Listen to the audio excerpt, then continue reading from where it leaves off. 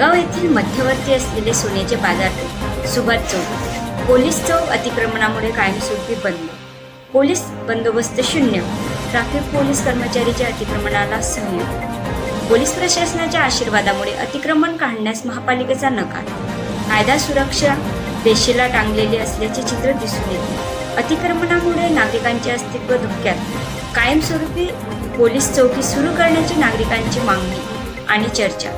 Police अधीक्षक doctor Maheshwar Reddy यांनी जातीने लक्ष घालून कायमस्वरूपी पोलीस चौकी सुरू करून अतिक्रमण कायमस्वरूपी काढण्यात यावे अशी नागरिकांची मागणी.